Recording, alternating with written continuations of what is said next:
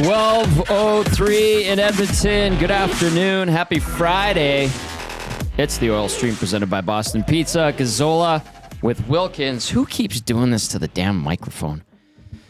They do it. They make it so tight. Who was sitting here today? I think it's Awanik. Yeah, Jay sits there too. Yeah. He's always messing around with it. Cranks it. My goodness. Tom Gazzola, Reid Wilkins with you. Hernan Salas in the producer's chair. How is everyone doing? Let us know. Doing well? It's heating up out there. We're going to have a nice, warm, slushy Christmas, I think. Looks like it. Looks like it. Should be good. Supposed to get up to -7 today, -1 tomorrow, 0 on Sunday.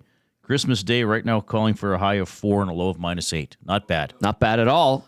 This weather blast brought to you by Popeyes Louisiana Kitchen, inside the Popeyes Louisiana Kitchen studio, where the festive family box featuring 4-piece signature chicken, 4 tenders, 4 regular sides, and 4 biscuits with an option for a 4-drink bundle upcharge. Festive family box available in-store and on delivery. Get the fountain drink if you want to upcharge. Get the cherry Coke. Oh, you like cherry Coke? I love cherry Coke. Interesting. Thank Where you. else can you get it in Canada? You can find it. I think it's more prevalent and out there than before, but Popeyes is one of the places where they have it on the fountain Oh, neat. machine. So, yeah, I get it all the time. Remember vanilla Coke? Yeah, I do. I didn't mind it. When I was in Vegas a few years ago, there was a Coke store, and you can try Cokes from around the world. Was there some obscure ones? Well, it was just different flavors or how they do it in different countries. There were a couple that tasted like mint toothpaste, which were not good. No, that's not good. There is a soda. It's Italian. It's a little more bitter. It's called Kinoto. I really like it, but it's not for everyone. I tried buying Zach Kubish one. He had like 3 sips and he couldn't handle it. CHINOTTO? That's the one. Oh, interesting. I've never heard of this. The best one's by Brio. But Zach has the palate of a 14-year-old girl, so What? I don't know. I'm just teasing. Is that true? Yeah, I guess so. I'm just teasing him. Anyway. It's funny. Join the conversation. Text us 780-218-9999. Get into the nasty chat as well. The Oilers with a 3-2 overtime win over the Boston Bruins last night at Rogers Place. Midway through this 5-game homestand, you get San Jose tomorrow afternoon. And then on Sunday, it is the red-hot Ottawa Senators who come to town. Share your thoughts on the game. We'll break it all down. We'll also do Keep It or Clip It. That's coming up later on. I think I have some interesting Keep It or Clip It subjects to get to. And then midway through this show at 12:30, Ryan Holt, play-by-play voice of the Bakersfield Condors, will join us. We'll get the scoop on Baco. They are beginning a home-and-home set with San Jose, coming off a win over Henderson. The Silver Knights suck. Bakersfield not having a great start to its season right now. If you're wondering, how are the Condors doing? Well, I'll tell you what. In the Pacific Division, they are in 8th with a 9-10, 3-1 record through 23 games, and they're chasing Colorado. They're 5 points back of the Eagles right now. 3 points up on the San Diego Gulls and 10 points up on the lowly Henderson Silver Knights. First of all, I wanted to catch up with Holty because I like to do it a couple of times a year on the air just to get some perspective on the farm system and how things are going. Then the other thing was I think it was a pregame show or it might have been on another oil stream on Wednesday. Someone in the inbox messaged us saying it doesn't look like Savoy's happy and Philp looks like he's regressed and after that great training camp isn't doing so well. Well, Philp scored his 7th goal in his last game of the season in the last game. He also had a fight. Savoy had a couple. So I think Matvei Petrov got in on the scoring as well. So we'll get a better understanding of the Condors. And I can't remember who texted it in, but they mentioned that, and there's been a lot of talk about Colin Chalk. Some people don't like him. I don't know where this narrative is coming from, but it's a fine line between wanting to win, filling the building in that specific market, and then also at the same time developing your prospects for the big team. And I think some people are looking at the Condors and going, what are they doing down there? Well, the cupboards aren't full, Reid. No, they aren't. Well, and I think that developing players for the future means playing Philp and Savoy a lot. So, Yeah. Two of your better players are also the future of the Edmonton Oilers. They don't have I guess Griffith is an older player who is leading the team in scoring. Yeah, he's the captain now, I think. I don't see sort of a top six made up of all 28-year-olds who are never going to play in the NHL. Yep. I know Gazzola come up a couple times and has gotten into a few games by the Oilers. But, yeah, the Oilers don't have a deep prospect system for a variety of reasons. Drafting, trading, Win now mode. RFAs, win now mode, all that kind of stuff. But yeah, I'm most interested in what he says about Philp and Savoy, and especially to me Philp, because I don't see Savoy playing NHL games this season, or I think it's highly unlikely. I think that message is pretty clear because we haven't seen him called up yet. Yeah. Kajula, Philp had the call up. Right. Savoy's going to have Brown to wait. on Let him defense. simmer. So Yeah. Philp, I'm pretty interested in how Philp is playing because I think they may need some help at fourth line center or someone who can spell off Derek Ryan and who is more of a natural center as opposed to Janmark, who I know was praised last night by Chris Knobloch. But I think Philp is pretty intriguing and still maybe be able to help this season. A right shot centerman. Yes. Something that Derek Ryan is the lone member of that club with the Oilers. So we'll get Holt's take on everything that's going on down in Bakersfield at 12:30, and we'll get to your text as well, 780-218-9999. Get into the nasty chat, like, share, subscribe. We want to hit that 11,000 subscriptions by Christmas so nice. that Dusty has to eat the pickled herring, which is, oh, God. Bronco Nick was in here earlier, and we were making fun of Buck a lot because we dislike it very much. Pickled herring, it's probably worse. I don't know. I don't dabble in that stuff. But anyway, if it means Dusty has to scarf some pickled herring on the air, let's get to 11,000. We would certainly appreciate that. Troll texting in.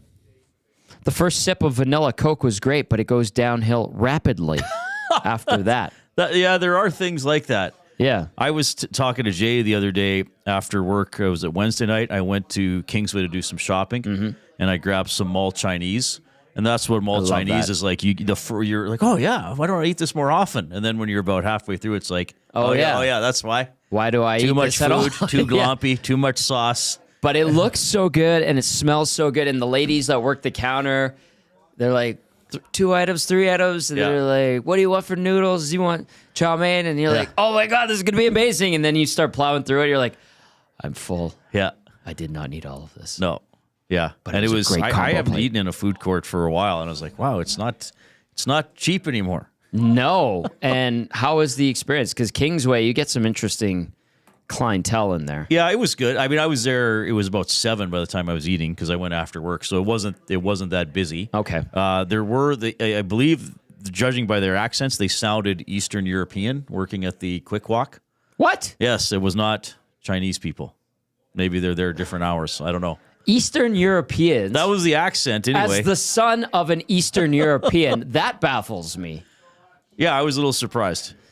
Interesting. But yeah, it was fine. Like, actually, the ginger beef was okay. The rice. Hey, Bruce. Oh, no. Bruce from Swiss Chalet. Good to see you. Oh, the food is here. Yeah, awesome. Thanks, Bruce Wild. Oh. Lindor's for the girlfriend. Oh, thank you. Oh, wow. Oh, my. Yes. She'll like that. Chicken stuffing, cranberry mash. Oh, my. Oh, incredible. Thank Bruce you for bringing Wild. that. He is the man. Thank you. Good to see We're you, sir. gonna be- Merry Christmas. Yeah, Merry thank Christmas. you. Look at that. It's been a We're great going to day. be well fed. Hey, brother, after good the to show. see you. Oh, he's a great man. We got to wait. Hopefully, they leave us some. I know. Jay had That's to, gonna I be- think Jay had to run to Kingsway to do something. Yeah. Speaking of food, well, Bruce from Swiss Chalet. pretty awesome.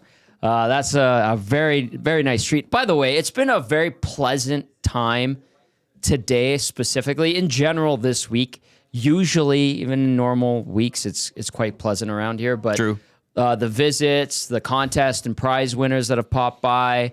Getting an arcade machine. Get it in arcade. It's been great around here. A very festive spirit. Bruce Wild from Swiss Chalet dropping off some food and some treats as well, which is absolutely tremendous. So a big thank you to Bruce for that.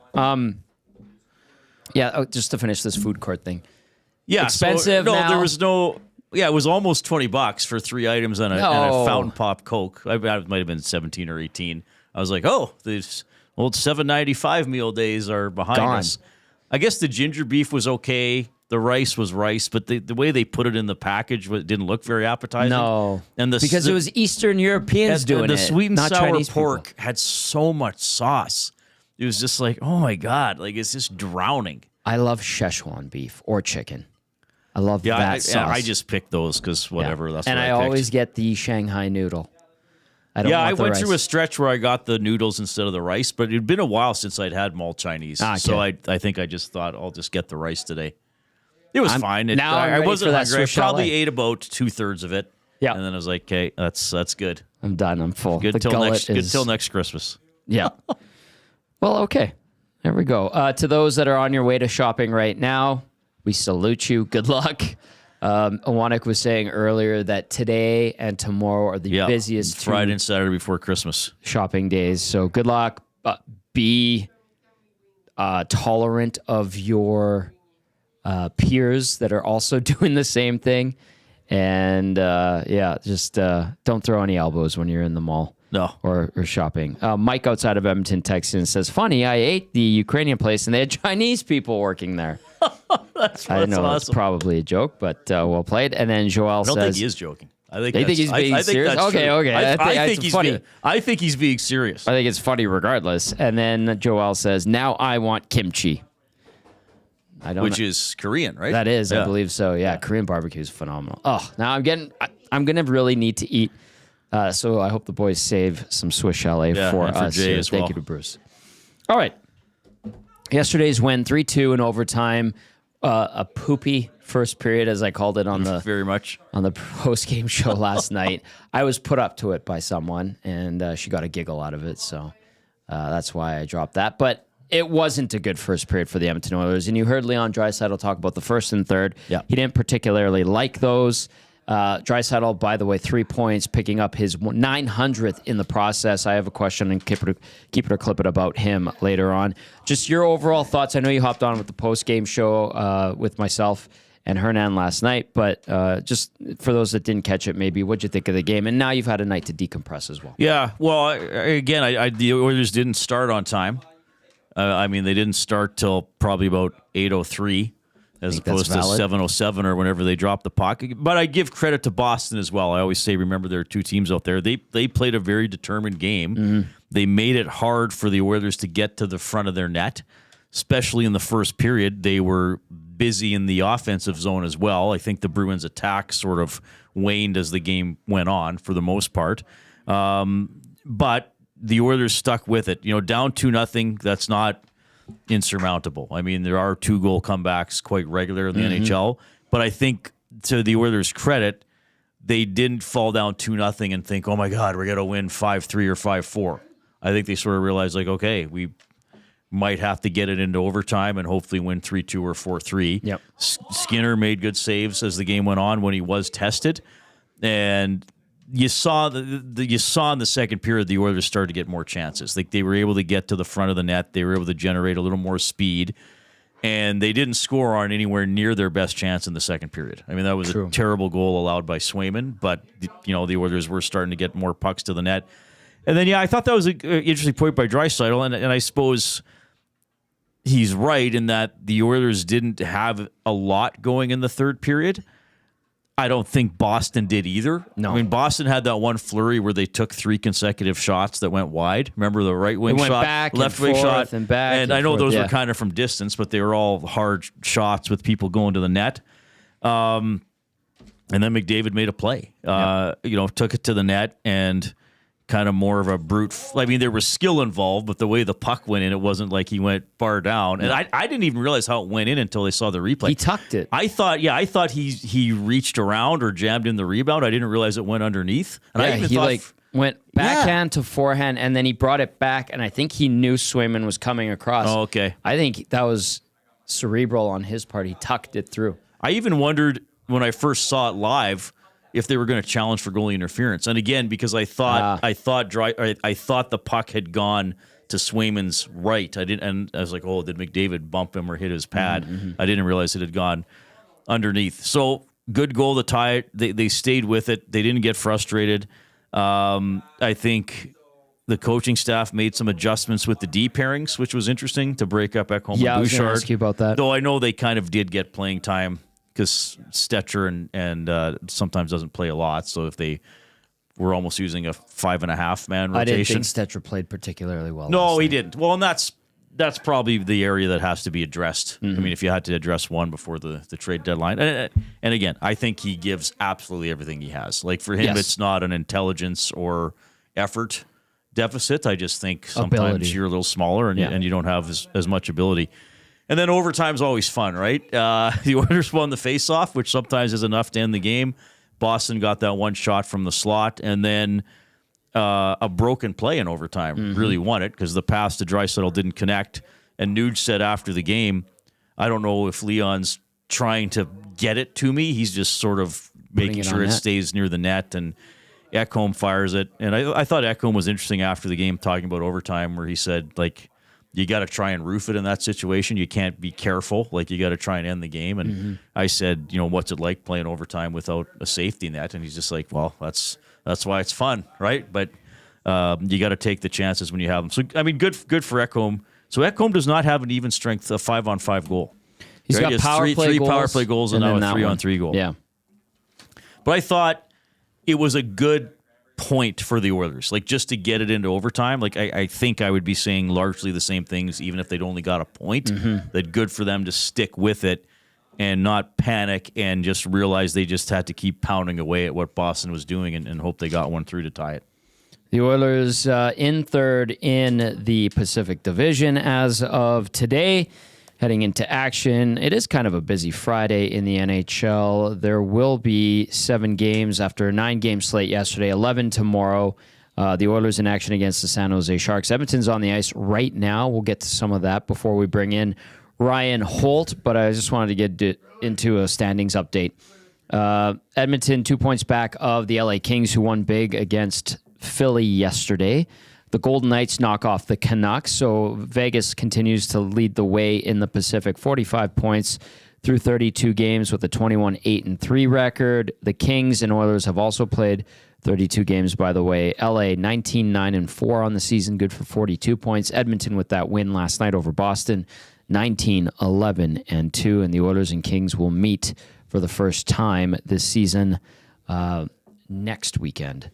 That'll be an interesting game. And then you've got Vancouver, 2 points back of Edmonton, also playing 32 games at 16-10-6. The Canucks 4-3-3 in their last 10. Calgary losing in overtime, by the way, yesterday to Ottawa. And Calgary 3-4-3 in the last 10 games. All right, so Calvin Pickard is in the starters net at practice right now. He'll get the nod tomorrow against San Jose. Dan Ruzanowski, who's a play-by-play man for the Sharks, says, tough statistical note to swallow. San Jose becomes the first team in NHL history to lose 3 consecutive games in regulation at home after having a lead in the third period in each game. Wow. So some tough sledding. That's an obscure one, but like a really rare feat, if you will, for the wrong reason. How do you view this San Jose game? If you're the Oilers, what do you think their mindset is going to be like after coming back with a win yesterday, but maybe not a complete victory? I think just don't look ahead to Christmas. I'm not going to focus so much on the opponent, but don't be thinking about the family you have to entertain or the flight you're taking late Sunday night or early Monday morning. I know if guys go back to Ontario or BC or wherever they're from. I mean, look, any team can beat any team, and we know San Jose beat the Oilers early last season when they were doing poorly, but it's a game the Oilers should win. I am interested in seeing Celebrini live. Like, Me too. He's legit. Like, okay, is he better than Bedard? Is he going to be better than Bedard? So. I think he will be, actually. There's more hype around Bedard, and Bedard plays in a larger city and an original 6 team, but I wonder if Celebrini's... We had Drew on the other day, and he said like he's making no-look plays, and he's already very crafty on the ice for a very young player. You know, it'd be neat having Cece back, I guess, from one perspective, to see him going up against some of his former mates. But, yeah, I think if the Oilers play how they've been playing for the most part for the last, what are they, 9-2 in their last 11? Yeah. Then they're going to give themselves a pretty good chance. Did you see Tony's tweet here? Sorry if you referred to it already. I have not. Nurse and Bouchard together today. Okay. Ekholm and Emberson and Kulak and Stetcher. Nurse and Bouch. Now, when Woody tried that, it did not go well. Blew up in their face. Yes. Didn't even last a period. Well, they were trying it in the preseason, right? No, it was regular they did, season. Yeah. And I think they played together sometimes before Ekholm got here, right? Yeah. I think when things get stale. I think that's what this is. You try something. Let's try something else just to make. Yeah. I mean, Ekholm and Bouchard are going to be together long term, but Yes. interesting. Nurse with Bouchard today, Ekholm with Emberson, and Kulak with Stetcher. Though, as we saw, even in the third period yesterday, when they moved the pairings around, Ekholm and Bouchard still got some shifts together. Yeah. Anyway, I just saw that pop it's up. like a mid-season. Things get stale. Both guys kind of fighting it a bit. I think Bouchard's still nicked up. That's my take on things from last weekend when he took that hit from Hartman. Oh, probably, yeah. Or last week, I should say. And I'm not making an excuse for him, but I'm just saying that it's probably affecting him to a certain Yeah, and extent. there's ebbs and flows to the season, right? Yeah. In terms of health and just performance and things like that. Kapanen not practicing. I didn't see anything happen to him yesterday. So Ryan's up there with Draisaitl and Podkolzin, obviously filling that space. Arvidsson, Henrique, Perry, Skinner, Janmark, and Brown. I didn't mind the Henrique line with Brown and Arvidsson yesterday, to be honest. I know Arvidsson got ragdolled a couple of times, but I think they had a couple of decent shifts, second and third period. Nothing crazy that you're going to just applaud or anything, but I was like, okay, well, they're doing good third line things. Yeah, and then he go back to Henrique, Janmark, and Brown as well, the line from last year. Yeah. So, and it looks like it's Arvidsson, Henrique, and Perry today. Perry's been having a fairly reliable season. Mm-hmm. But, yeah, I think you make a good point. Sometimes you just freshen it up a little bit. Just make guys, it's this today. Or like, is that a demotion or a promotion? Depending on... It's the doldrums of the season. Right. You kind of get them back. I don't know, it's not a rude awakening, but it kind of startles you back into focus type of thing. And I think guys need that from time to time. I feel like that's where we're at right now and why we're seeing these pairings and combinations right now. I just wonder, because we've seen him go, Knobloch go. When I said this could be any coach. Like he went to McDavid, Draisaitl, and Hyman in the first period yesterday. Well, because the game they had a terrible first period. Right. The team did. So the questions that I think people are going to have is that the only default? You know what I mean? Could there not be other ways to mix up the top guys? The answer is yes, that there is other ways to mix up the top guys. But this one right now is old reliable. And it worked again last night. I actually think that Nugent Hopkins with Kapanen and Podkolzin was all right. I thought they had some decent shifts. They weren't out there a ton. No. But when they were, I noticed Podkolzin. I noticed him hitting. I noticed him making the right plays with the puck. Kapanen confident carrying the puck. And that was with Nugent Hopkins playing center. Am I super confident that line is going to be something going forward? No. Is it an option? Sure, at times. But I was pleasantly surprised. I was like, hey, that was a good shift. Well, there's another thing to consider here, perhaps. And look, I know they're doing well lately, but I'm also thinking bigger picture. I would certainly think they need more from Nugent Hopkins 5-on-5. The answer is yes. As good as he still is. Yeah. I mean, he's not a terrible player. No. But he's not having a great year. He's not having a great year 5-on-5. And he's, some years he's been a bit more of a special teams guy. Yes. Right? So, or special teams specialist, if you want to put it that way. That's a fair descriptor. So, yeah. So the question is, when the lines get switched around, is it because they're not getting enough from lines 2 through 4, or is it also because they're not getting enough from line 1 because Nuge hasn't been as dynamic 5-on-5 as he could be? I don't think he's that much. I'm splitting hairs a little bit. I know. But I'm just saying big picture. Yeah. VA says, quit complaining about the default. Remember the decade of darkness. Be grateful. LOL. I do remember the decade of darkness. Vividly. Yes. Vividly. Smitty the Welder says, Bush has been healthy all year and has still been brutal. Stop bringing up that he's dinged up. Why? It's a fact. He has had a rough start to the season. He's third in team scoring, but his defensive game has been suspect. And but it'll never not be. Right, and you've said that. But, why would you say don't or stop bringing up that he's dinged up when he is? He missed practice before the last two games until the Boston one. I'm not making it an excuse. I'm just pointing out a fact. He got hurt. On top of the fact that his defensive game hasn't been where it needs to be. That's it. So why are we getting mad? Who texts that one in? Smitty the Welder. Smitty the Welder, settle down. Well, he might not be mad. He's just his opinion. Well, Smitty the Welder likes to poke and stir it up. You know he does. Why am I not surprised? Well, he dropped off. Knows who dropped off welding equipment? Was it Smitty the Welder? Somebody did. You have pissed off the welding faction of our province, right? By using the wrong terms, not giving them the due that they deserve. You just don't like welding. That's not true at all. Did you make Norman a Combine mad too?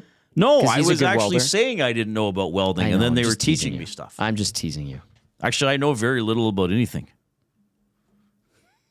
Okay. That's my partner, Reid Wilkins. It is the Oil Stream. Tom Gazzola and Reid Wilkins with you. Hernan Salas producing. Of course, the Oil Stream brought to you by Boston Pizza. If you're feeling the holiday hustle, celebrate the season with a festive escape at Boston Pizza. Our holiday menu brings you indulgent dishes, delightful desserts, and holiday-inspired drinks that are perfect for sharing or savoring all to yourself. Treat yourself to a holla break with flavors that make every visit feel special. Oh, look at him. He's all suited up, coiffed, ready to go. It is Ryan Holt, play-by-play voice of the Bakersfield Condors. What are you giggling about? It's just your average Canadian in the nasty chat. The decade of darkness was the worst. They had the absolute worst teams, and the Oilers TV team was trash as well. Yeah, thank you. That was poking at you. Yeah, that's well played. Yeah, that was me. That's funny. That was me. I think they actually love you, and they're just saying that. I know. I love it. I appreciate it. And now Holty's laughing even more. Let's get him on here. He's giggling because he remembers those years well. Ryan Holt, play-by-play voice of the Bakersfield Condors with us now. It is game day. The Barracuda versus the Condors. Holty, thanks for taking the time, buddy. I know I texted you after our post-game show. You're like, I don't stay up that late anymore. You've got babies. Yeah, you thought You're I was a busy awake. boy. How are you? You thought I was awake. Jack signed off, and I went to bed last night. So, yeah, it was good win last night for the Oil. And I like your use of the word quaff, by the way. Yes, thank you. Well, my hair is full of Swedish hair product as well, so we're ready to rock.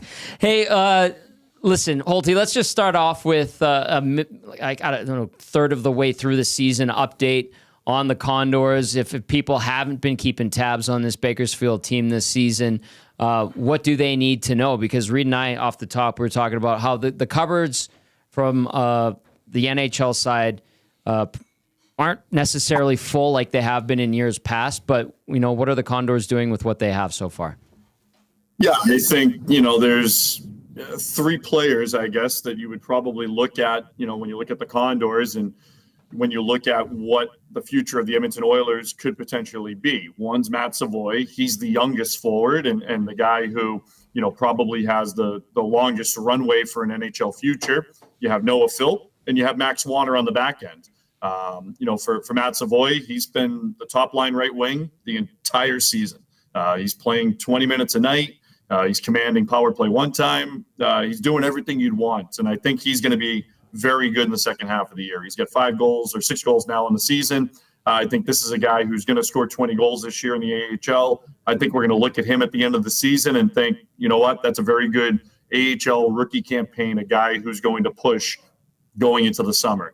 Noah Philp, obviously an older, prospect, but a guy who, night in and night out is probably our most consistent forward, probably our most consistent centerman.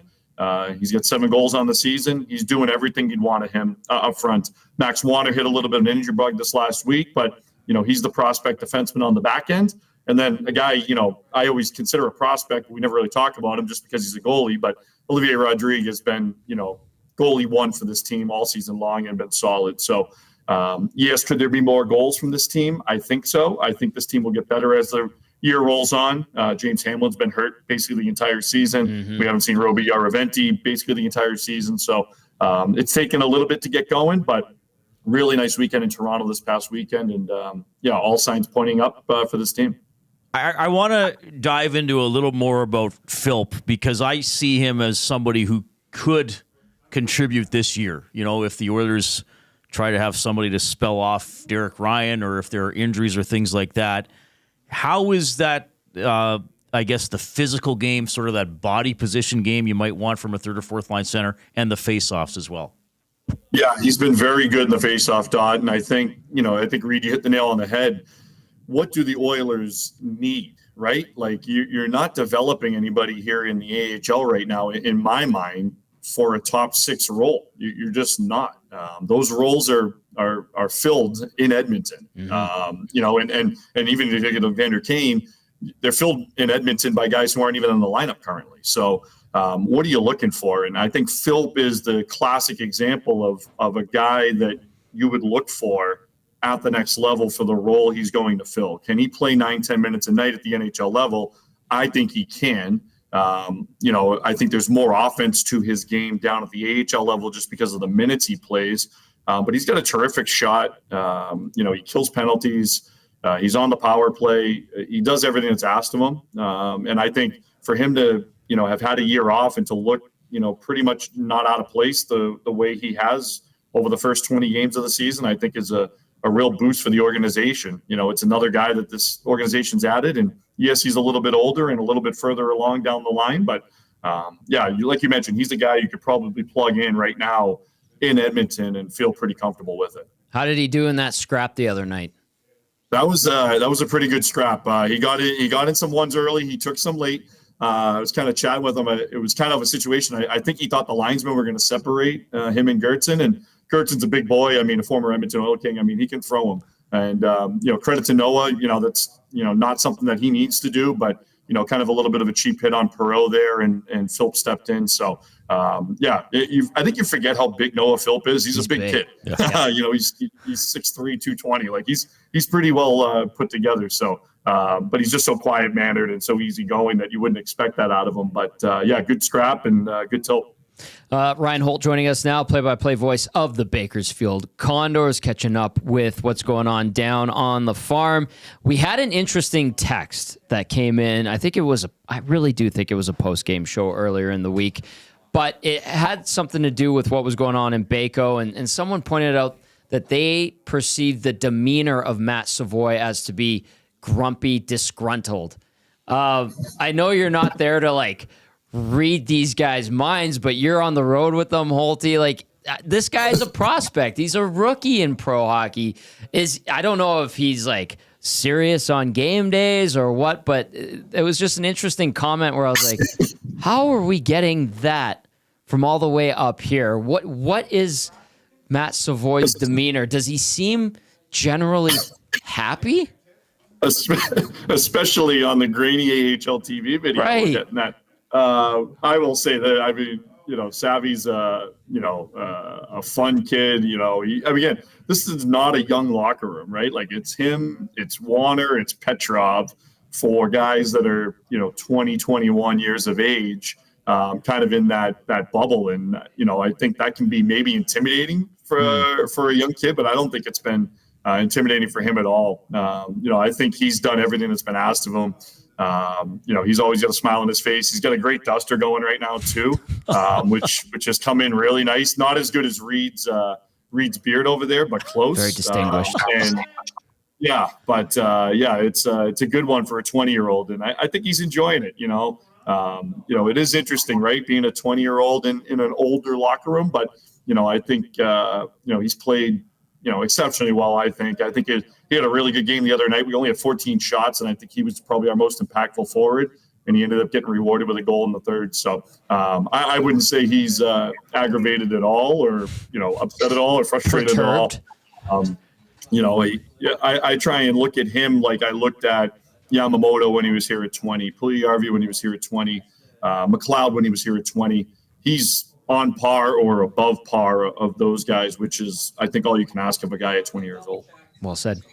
Friedrich. You mentioned Olivier Rodrigue net. A .917 save percentage is pretty good. And consistent. Right. So how is he developing? I mean, is he on a legitimate NHL track, or is he sort of looking more like he's a good minor league goalie, but I'm not sure? I don't see how he's not on an NHL track, to be honest. And the fact of the matter is only one goaltender can play every night, right? Like, it's a weird position because you have 6 defensemen. You can plug in a guy for 5-6 minutes a night and let him develop. You can't do that for a goaltender.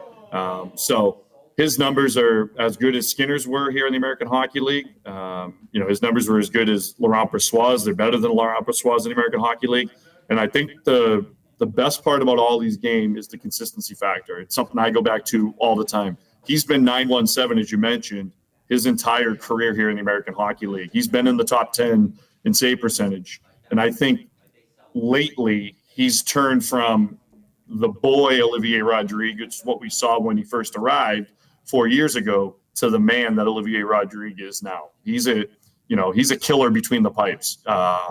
He's a guy who's going to win you hockey games. He's not going to let in bad goals. He's going to be consistent every night, and we know what we're getting every night. And I think that's all you can ask for him. So, I think that's a real boost for the organization. Remember, too, he was a Chiarelli draft pick, right? So this is now 3 general managers that have seen him and said, you know what? We need to give this guy an opportunity. We need to continue to have this guy in the organization. I think it's a real boost for him, and proud to see him develop here in Bakersfield. And I think he sometimes doesn't get noticed as much just because, like I said, he is quiet-mannered and he just goes about his business. But, he's a killer between the pipes, and he takes his craft very seriously. Hey, Holty, you got Keith Gretzky down there overseeing the team, and then Colin Chalk, Keith McCambridge, some good coaches as well. There is a fine line and a bit of a tightrope walk to win, appease the fan base, and then at the same time develop guys. Like, how has that been handled, or what's the mindset from the coaching staff to make sure they're hitting on all fronts, and to what success do you think so far? Yeah, I think you hit the nail on the head of winning and results versus developing, right? Like, last couple of years the Condors have won, and the knock was the kids aren't being played. Well, the kids were being played. I mean, look at Dylan Holloway, look at Philip Broberg. Yes, they're not in the organization, but those are that's $8 million or $6 million worth of contracts that this organization developed, whether it's here in Edmonton or in another organization, fortunately or unfortunately. Look at Michael Kesselring last couple of years as well, too. So there have been guys in other organizations that have hit. And I think, and this isn't a knock on guys not in this organization right now, but, some guys that aren't in the organization right now, the Bourgaults, Savoy, others that maybe, weren't being played enough according to, Twitter. What are they doing outside of the organization, and is it just, here in Bakersfield?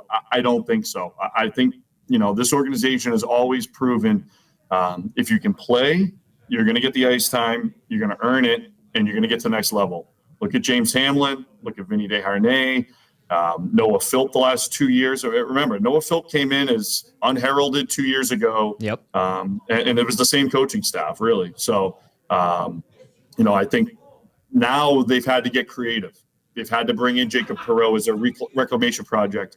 You're bringing in guys from outside the organization to try and fill in because there haven't been the draft picks. So what can you do? Can you hit on one of these guys down the road? And hopefully you can, because that's all you have to hit on. There aren't many other, options you have to hit on, because you already have 8 legitimate NHL forwards in Edmonton that are going to command all that ice time. So what do you need up front? You need a guy like Noah Philp, I think, moving forward as a younger type of prospect, a guy like Jaden Grube, if he can take another step. Those are the type of players that you need to be able to fill around what is already an elite NHL team in Edmonton. Holty, I want to trade you a bunch of 6 o'clocker loggers for a bunch of 805s. Can we make that happen? We're in, and it was great because thanks to the equipment staff, I learned how to pack all of the Wayne Gretzky whiskey creams that we brought back from Toronto, smuggled across the border. It's going to be a great Christmas down here, I will say that. But I'll for sure get you some 805s anytime. Okay, beautiful. And some 6 o'clocker loggers headed your way. Thank you so much, Holty, for doing this today. I know it's a game day, so you're a busy boy. Merry Christmas to you and the family, and we'll do this again soon, okay? Merry Christmas, guys. Take care. Great to catch up. That's Ryan Holt, play-by-play voice of the Bakersfield Condors. Great stuff from Holty, as usual. Now we have the Riddler on. The Riddler. He's being taken off right now. I'm just kidding. I'm not going to say what. I'm just kidding. The Condors taking on the Barracuda. Thank you, Nanso. The Barracuda, second in the Pacific Division, having a strong start to their season, 16-7-0-2. And Bakersfield, if you don't recall, earlier in the show, 19-10-3-1. If you're like, what the hell are those extra? What's that extra column? They have the shootout losses in there as well as an extra column. Oh, they separate overtime and shootout losses, even though they're still worth a point. Correct. Yeah. Yeah. There you go. I thought that was good. He's good. Holty. He's good. Good information. Obviously he knows that team very well, and I thought the perspective on Rodrigue was interesting, saying that his numbers are similar to Skinner's AHL numbers and better than Brossois' AHL numbers. Yeah. Because Holty's been covering the team for a while. Now, I know that doesn't necessarily directly translate. You can never know until you see a guy in the NHL. Rodrigue's preseason, I guess, was not good. Underwhelming. Yes. But, you hope he's tracking it. And he mentioned, too, he's been around a while. He's certainly getting his time down in the minors. So, that's interesting, too, because eventually, I would think at some point Calvin Pickard will retire or move on to another organization or a different opportunity. So where is another goalie going to come from? Rodrigue is, he's 24 already, man. Yeah, well, he's been in the organization, 6 years? Yeah. Yeah. Eden with this text. I'm just going to read it before we go to Keep It or Clip It. Eden says, could you please ask Holty to not mention successes that have left the organization? It's bad for my heart. Thanks. Well, sorry. If it makes you feel better, Eden, there's also failures that have left the organization. And I mean, that's a harsh term, but there are players, and Holty mentioned a couple, that haven't had that much success since moving on. So I think that gets forgotten sometimes, and we, put the microscope on certain situations, and then it becomes a theme among some, and it gets elevated and louder. And so it's good to get Holty's perspective. And I see Dustin with the Y says, great segment. Big Uke says, great catch up with Holty. All right. Are you ready for Keep It or Clip It? Yes, I am, Tom. Excellent, Reid. Am I doing the keeping or the clipping? We're both doing it. Oh, nice. We're both doing it. Keep It or Clip It, brought to you by Tommy Guns. At Tommy Guns Original Barbershop, we believe a great haircut is more than just a quick in and out. It's about the whole experience. That's why we follow the code, a commitment to deliver the best barbershop experience every time you visit, from check-in to the finishing touch. Every step is crafted with care. No appointments needed. Just walk in, relax, and we'll take it from there. All right, Reid, here we go. Keep It or Clip It. Number one. The Oilers will be first in the Pacific Division by New Year's Day. Keep it or clip it. Oh, I'm clipping that. Go on, show your work. I don't even think they'll be first in the Pacific Division by the end of the season. I think Vegas will finish first in the division, which was also my preseason pick. The Oilers are 5 points behind Vegas. Yes. Well, they only play 5 games between now and the new year. Vegas has an easy schedule the rest of the month. And that's without even looking at Vegas' schedule. Yeah, they have some easy games. I do not think the Oilers will be first in the Pacific Division by New Year's Day. Maybe at some point between January 1st and April, whatever, they might occupy first place. But I actually think Vegas will win the regular season title. Be the regular season champions of the Pacific Division. Okay. I hate that, using the word champions for anything other than the actual championship. Yeah, that's fair. I respect that very much. I will clip it that the Oilers will be in first by the new year. I will keep it, though, that I think they will win the division. I think Vegas will hit a lull. They always have a snag around the turn of the calendar. So I am clipping New Year's Day. I will keep, which is kind of a bonus to the question, end of the season. Okay. All right. What say you, by the way? Text us 780-218-9999. Show your work, as Dusty likes to say. Keep it or clip it. Point number 2. Hyman, Zachary Martin gets to the 35-goal plateau this season. I 100% keep it. So, correct me if I'm wrong. He has 11 goals. Yes. There are exactly 50 games remaining. Yes. He has to score 24 times in 50 games. Yes. Absolutely, Zach Hyman will do that. Can he get to 40? Yes, I think he'll probably get to Wow. 40. But I'm serious. Like, look how he scored. Well, I'm not. No, I know you didn't think I was like making. I don't things think up. you're That's crazy. an alien. Well, I do think you're There's crazy. There's an alien taking me right now. Yeah, I think Hyman's going to score 35. I think there's a very good chance he scores 40. Perhaps not much more than that, but he's back to finishing. We know how hard he works. We know he's on a power play that I think will still be deadly. Well, actually, it's over 30% the last little while. He always plays with an elite setup person, usually McDavid, or sometimes both McDavid and Draisaitl. He's in the right areas. I mean, he's kind of yet to score this year. If I'm trying to remember, like he hasn't scored an not accidental, but one of those where he's just in the right place. Yeah. Remember, wasn't it even Game 7 against Vancouver? He got credit for the second goal. He did have one against Minnesota. Oh, did he? Okay. Yeah, remember it went off of it. The Leon one. Yeah. But you're right. That's a good point. But he might get 3 or 4 more like that, Yes. or where he just stands by the side of the net and makes himself an extension of the goalpost. So, yeah, I'm not betting against Zach Hyman to get 35, and I'll even keep that. And people know I like to be a little optimistic if I can. I'm not always a curmudgeon. I'm going to even say that he can get to 40 still. Wow. I will keep it 35 goals this season. 11 right now. Like you said, 50 games to go. He is mucking some nasty goals. Last night's wasn't a beauty, but it counts. Instrumental in getting that 3-2 overtime win over Boston. I don't think he gets to 40. I'll clip that. Okay. 35 plus. I think that's still a hell of a season, especially with the bad start and the injury where he missed 5 games. I will keep it 35 plus. Clip it.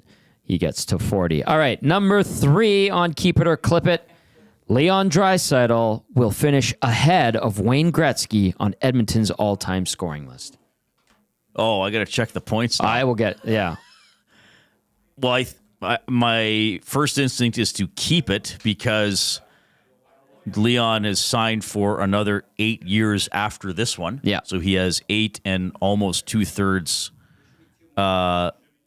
of a season left. 1669 is Gretzky's point total with Edmonton And Leon's at 900. on the button. So, yes, he should. So what are we looking at? I'm on the WHA Oilers page. I was like, why is Al classic. Hamilton the leading scorer? Yeah, I'm definitely keeping that. He needs 769 more points to tie Wayne Gretzky for the... So he doesn't even have to get 100-point seasons the rest of his way here. Do you think he's got 900 more in him? Yes. 1,800 points. I do. I think so too. Yeah, I think, and as I keep saying, I'm not sure that we've even peaked in terms of the scoring for this era.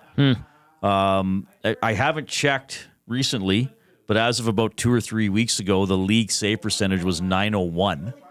Wait, look, people are going to think, Reid's off his rocker and he was having too much 6 o'clock or lager while he was reading Spider-Man last night. Yep. I think we might see a season in the next 3 years in which the league save percentage is below 900. Ooh. What does that say about the goaltending? I'm just kidding. Well, that will be a just conversation that is had, about the talent and the mindset to attack and the way teams are coaching offense. And like I even feel I'm going off on a bit of a tangent here, Tom. I'm enjoying this. I even continue. think in the time since you and I have known each other, we used to watch games together at Rexall Place. Yeah. Now, granted, the Oilers were bad. They were really But bad. I even think we're seeing more set plays off face-offs, in the defensive end. The Hyman breakaway the other night, where teams are like, okay, like we're doing and if we can't do this, we're going to find a way to attack if we win the face-off even in our own end. So, yeah, I think I'm totally keeping Leon passes Gretzky's Oiler point total. Wayne Gretzky, 696 games played as a member of the Oilers. NHL obviously played the year in the WHA. 583 goals, 1,086 assists, a plus 553, 323 penalty minutes, 125 power play goals, 55 shorthanded goals. Like, these are ridiculous. Gretzky only had 125 power play goals with as the an Oiler. Oilers, yeah. So Leon would have more already. Leon has 151. He has the franchise record. Yeah, he's the franchise leader already. Yeah, I forgot about that. Was it Anderson that he passed? He did pass Anderson, who only had one more than Wayne. Okay. Yeah. Yeah. Draisaitl currently 6th all-time in Oilers scoring. He is 6 points back of Glenn Anderson. He will be passing Glenn Anderson maybe by the end of the week. And Connor McDavid is now 7 points back of Mark Messier for 3rd all-time on the Oilers point list. Connor at 1,027 points, Messier 1,034. I think Connor catches Yari Curry. By the end of the season, Connor is 2nd place all-time on the Oilers points list. Yeah, we're gonna see those names and Nugent Hopkins. Yes. 15 years from now, be dotted all over. I mean, the Nuge might. Well, he might then Nuge get is 7th right he now. might right behind Nuge Leo. might get passed eventually by Draisaitl and McDavid, but Nuge will soon be the games played leader. Yes. For the team, Yeah. I believe late next season, if I'm looking at it. When he passes Kevin Lowe. Yeah. I think it's like 1,034. 1,037. Nuge is at 37. 913. Yeah. Ryan Smith's at 971. Yeah. So. Nugent Hopkins 7th in points all time, 717. I think he gets to 1,000. Yeah, he should as well. Yeah, he'll pass Glenn Anderson on the all-time list for Edmonton points-wise. All right, last one here on the Oil Stream Friday edition. Tom Gazzola, Reid Wilkins with you. Keep it or clip it, brought to you by Tommy Guns. We were playing the arcade game. I was dabbling in the NHL games. The best hockey video game of all time is NHL 94. Keep it or clip it. Well, my knowledge in this is probably far behind others. But I guess if someone said, what's the greatest hockey game of all time, I would say NHL 94 just because I'm so aware of the hype for it. Yeah. So I'll keep it. But man, oh man, like I can't. I didn't play a lot of different games. Certainly I played in television hockey. Jeez. NHL 94 Oh my goodness. is better than that. I mean, certainly the graphics are better these days. I don't know if the gameplay is as fun, and that's the beauty of it is that you don't. Oh, it's not always the best graphics. Some games just work for a fun level. They replicate the sport, but they're also just the things that aren't perfect are fun. So I mean, I remember. Do you remember Bill Simmons? He used to write for ESPN. I do. He's Page very 2. good. Yeah. He did this great article about his best video game seasons of all time, and he liked the Patriots, but before Brady, remember Ben Coates? Yes. So he said he had some season where Ben Coates had, like, as a tight end, like 180 receptions because there was some little 4-yard in that they couldn't defend. Always so hit it was it. a good football sim, but he could take his favorite player and get him 180 receptions. So maybe NHL 94 kind of had that mystique to it. It's a good hockey representation, but it's a fun video game to figure out too. I will clip it. That is the best hockey video game of all time. I will say that it is the most popular for good reason. When I opened it up at Christmas in 1993 for Super Nintendo, my brothers and I were overjoyed. Paulie was too young. He was only like 1 or 2. But my brother Mike and I were just super pumped. We played that thing nonstop. I think the best hockey video game might be Blades of Steel. I really enjoyed ice hockey for NES, but what they've been able to do with the current generation of games is amazing in terms of simulation. Now they mess with it, and people that are hardcore NHL series fans will be like, this bothers me, that bothers me. We talked to Ben Thompson, who's top 5 in the world in the NHL video game series. Yeah. He's not too happy with the current iteration of the game, but it far surpasses anything we had, 30 years ago. But I will clip it. It's not the best NHL video game of all time or hockey video game of all time, but it is the most popular, and it damn well deserves that title for sure. But I was playing it earlier today, Genesis version. I fired up the Super Nintendo one by accident. That's the one I had. I loved it, but the Genesis one was just a touch better. All right. Just a touch better. Good show today. Thank you for having me, Tom. Thank you for being on here today. I look forward to working with you again soon. It'll happen. It will happen. That's going to do it For the Oil Stream, a big thank you to Ryan Holt, play-by-play voice of the Bakersfield Condors, for hopping on with us to give us an update on those Condors. They're in action against the San Jose Barracuda tonight. Then they're in San Jose tomorrow night. The Oilers take on the Sharks from San Jose tomorrow at 2 p.m. We've got the GCL Diesel Oil Stream pregame show at 1 o'clock. Hello Hockey at 10. Live on location at local public eatery, Jasper Avenue. Coming up next here on EST, it is EST Afternoons with Hernan, the Latino Heat Salas, and Joaquin Gage for Reid and Hernan and Zach to come. I'm Tom Gazzola saying ciao for now. Thanks for watching. Thanks for listening. See you later.